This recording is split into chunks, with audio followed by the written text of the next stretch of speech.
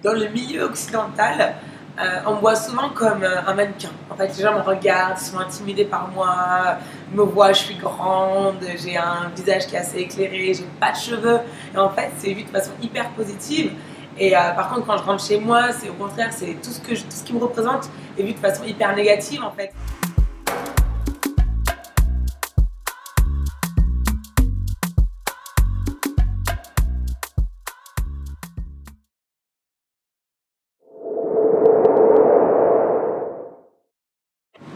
Bonjour, alors je m'appelle Fatou Ndiaye, j'habite à Paris et je suis la cofondatrice de The Great Village. J'ai fait une école de commerce à Bordeaux pendant 3 ans. Je me suis spécialisée en commerce international. Pendant mes études, je suis partie à Jakarta en échange universitaire. J'ai déménagé à Singapour et j'ai voyagé tout autour du monde pour vivre 3 mois en Amérique du Sud avant de revenir à Singapour pour créer ma boîte d'événementiel. J'ai ensuite déménagé à Sydney. J'ai bossé pour une boîte de consulting spécialisée dans l'export vers l'Europe avant d'être headhuntée par KPMG, où je suis devenue leur Head of Trade et je suis également une experte aux Nations Unies en commerce international.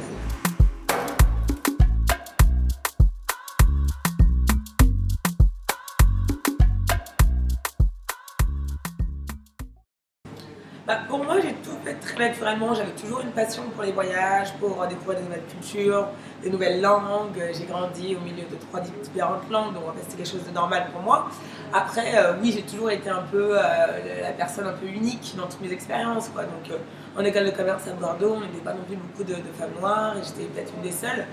Et en fait, c'était un peu un avantage parce que du coup, tout le monde me connaissait. Donc en gros, pendant mes années d'études, c'était plutôt un bon point. Jusqu'à que j'arrive à Jakarta, donc j'ai fait 6 mois en échange là-bas et c'était pas du tout une bonne expérience pour moi parce qu'en fait, les Indonésiens de Jakarta surtout ont un côté très candide et en fait, pour eux, de voir une personne noire, c'était presque comme d'aller au zoo. Et donc en fait, les gens rigolaient en me regardant. Ah oui, elle est noire, ah ah ah. Ils appelaient leurs amis, ah bah regardez, il y a une noire. Enfin, donc c'était pas vraiment une expérience que j'ai aimée, mais au final, ça m'a appris beaucoup et ça m'a aussi donné en quelque sorte confiance en moi. Et du coup, quand je suis arrivée à Singapour, là-bas, j'étais encore très unique. C'était il y a 10 ans. Et des femmes blacks, des femmes noires à Singapour, il n'y en avait pas non plus énormément. Mais niveau boulot, ça m'a pas porté préjudice. Mais surtout dans la vie de tous les jours, j'avais des petites expériences un peu cocasses, des gens qui me regardent. Mais c'était plutôt positif. J'ai un très bon souvenir de mes années à Singapour. Et mes années en Australie, c'était que du bonheur, c'était vraiment génial. Pareil, j'avais ce côté très unique, que les personnes venaient souvent vers moi. Je faisais souvent des conférences dans l'aéronautique où j'étais l'une des seules femmes. Du coup, j'étais la plus grande, la plus noire, la plus jeune souvent également, donc la reine des superlatifs the queen of superlatives comme mes amis disent.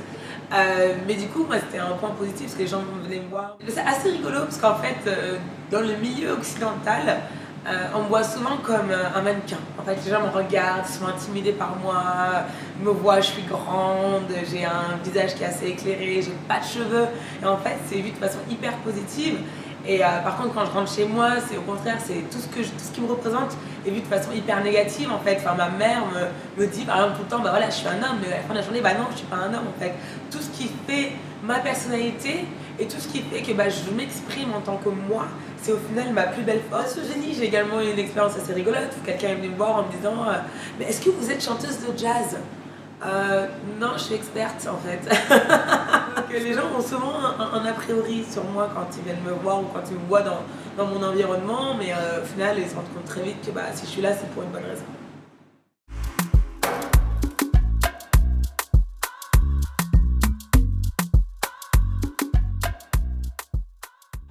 Souvent mon mes frères et sœurs, ils m'appellent la riche, donc c'est assez rigolo.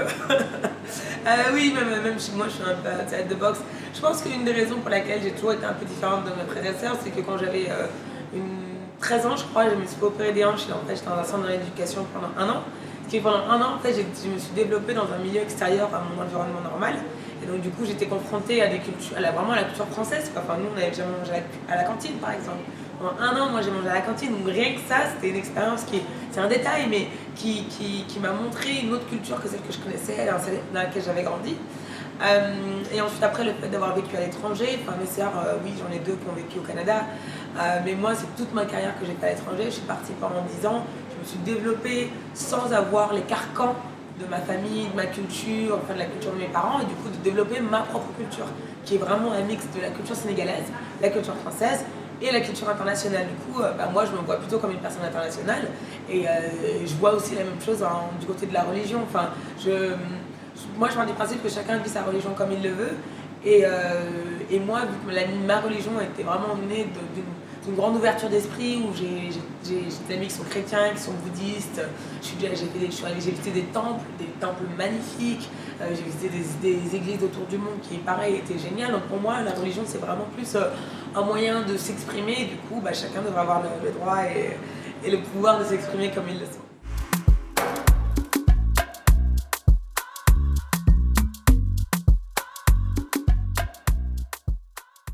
Je me suis rasé les cheveux il y a 5 ans, et je me rappellerai toujours des jours où je suis rentrée chez moi. J'avais mis un petit voile, truc autour sur ma tête, et en fait j'étais partie 3 mois en Amérique du Sud, comme je l'ai dit, et en fait c'est en revenant d'Amérique du Sud que je me suis rasé la tête.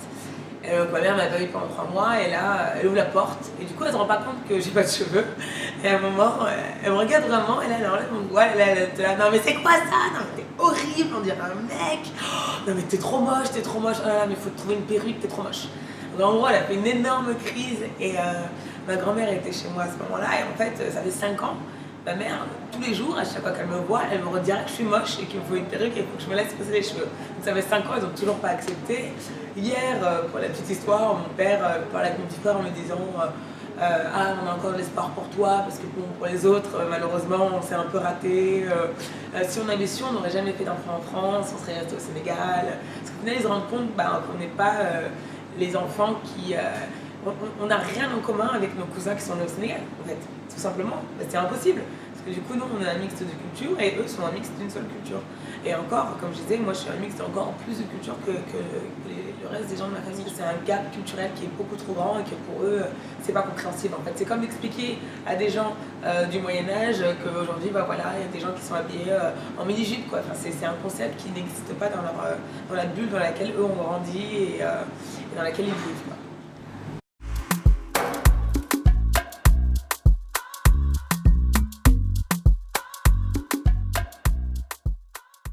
Mes parents ont emménagé en France il y a 40 ans, et mon père n'avait aucune raison en fait de venir en France. Il est venu pendant 3 mois en vacances. Il était en Algérie en train de faire ses études. Il avait un cousin à Paris qui lui a dit viens. Il est venu pendant 3 mois, et en fait il n'est jamais parti. Et en fait tous les mois il se disait non, je pars le mois prochain. Il a eu son premier enfant, il s'est dit attendez, je vais attendre encore 1 an, deuxième enfant, et en fait ça fait 40 ans, quoi. Donc en fait lui il n'est pas venu en France en se disant voilà, c'est l'Eldorado, ça va être génial, je veux m'assimiler, je veux m'intégrer. C'était plutôt moi je viens pendant 2-3 mois, je vais travailler. Et en fait il a toujours ce mindset de on va rentrer au pays. On n'est pas là pour rester, en fait. Ils n'ont jamais voulu acheter en France, ils n'ont jamais vraiment voulu s'installer et poser des fondations dans ce pays. Et je pense que c'est une des raisons pour laquelle ils n'ont jamais pensé qu'on puisse devenir français, parce que pour eux, on n'était jamais censé être en France. Donc c'était pas planifié. Après, je pense que dans les familles où c'est planifié, où les parents sont peut-être aussi plus éduqués, parce que mes parents sont illettrés, je pense qu'il y a aussi ce côté de on voit ce que la culture française peut apporter. Moi, mes parents n'ont jamais trouvé qu'il y avait que la culture française était meilleure que notre culture, quoi. Pour eux, la culture sénégalaise, elle sera toujours meilleure. Et du coup, pourquoi essayer de prendre quelque chose d'une culture qui, au final, n'a rien... Enfin, oui, à part l'éducation, il n'y a pas grand-chose qui, au final, leur a apporté quelque chose, quoi. Après, se voiler la face, je pense qu'il y avait aussi un petit côté de... oui, on veut pas voir ce qui se passe vraiment, quoi. Oui, nos enfants vont à l'école, mais par contre, quand on rentre à la maison, tout le monde doit parler wolof absolument. Ma grande sœur a appris le français à l'âge de 3 ans, parce qu'au final, pendant les 3 premières années de sa vie, elle était à la maison avec ma mère qui ne parlait pas français. Enfin, je pense que c'est vraiment un mix entre se voiler la face et on ne savait pas ce qui allait arriver, parce qu'en fait, personne avant nous n'avait eu cette expérience.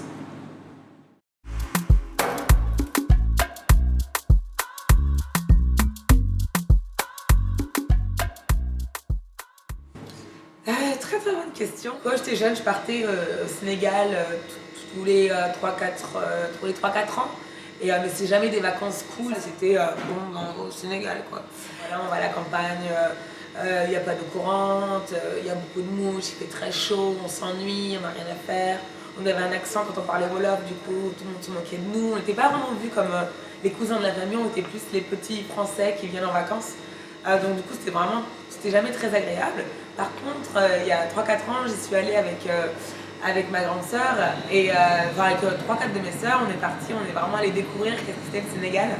On est allé à l'île de Gorée, on est allé à Saint-Louis, on a adoré notre voyage, qu'en fait on y est allé vraiment comme des touristes et on voyait ce que tous nos amis en fait nous disaient du Sénégal, que c'était génial. Nous on n'avait jamais vu de cet œil-là.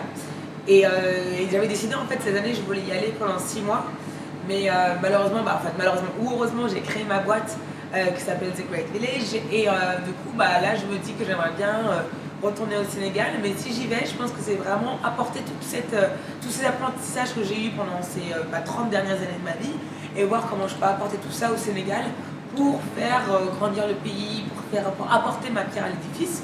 Et donc moi, ça pourrait être plutôt du côté entrepreneuriat social.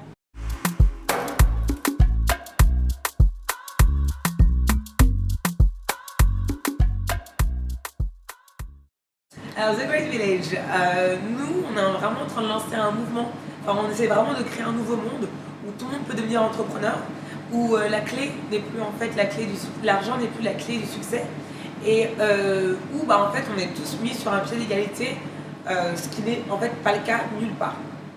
Et nous le concept c'est vraiment on donne le pouvoir à tout le monde de se réaliser personnellement au service de la communauté, et on a une plateforme qui connecte des personnes qui ont les mêmes valeurs pour créer de la valeur. Tout est basé sur les valeurs et on part du principe que l'on donne avant de recevoir. Tous les projets de The Great Village ont une chose en commun, c'est qu'ils tiquent tous l'un des 17 objectifs de développement durable des Nations Unies. Donc ces 17 objectifs, c'est un programme des Nations Unies qui a été lancé en 2015 et qui a pour but d'atteindre ces 17 objectifs d'ici 2030. Et dans ces 17 objectifs, il y a des objectifs à impact social, environnemental ou économique, comme l'égalité des sexes, protéger la vie sous l'eau, agir pour le climat, finir avec la pauvreté, finir avec la faim. Enfin, c'est vraiment tout un programme dont le but est de créer un monde meilleur et c'est vraiment l'ambition et la mission de The Great Village, c'est d'aider à créer un monde meilleur, mais pas tout seul. En fait, on va y arriver ensemble, en travaillant ensemble comme une communauté.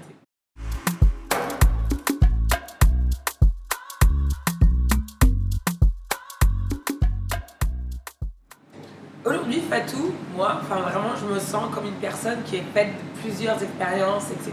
Moi, je sens que tout ce que j'ai appris, tout ce que j'ai appris dans ces 30 dernières années sont vraiment le socle de ce que je peux apporter pour mettre à mettre en contribution au Sénégal pour aider le pays, pour aider à grossir, et même pas que le Sénégal en fait, l'Afrique en général, parce que je pars du principe que l'Afrique c'est le futur et c'est le passé en même temps en fait, et par contre si on travaille tous ensemble et que moi je peux apporter tout ce que j'ai appris dans ma vie, en fait je pourrais vraiment, je pense, apporter quelque chose de beau et de grand à ces très beaux pays.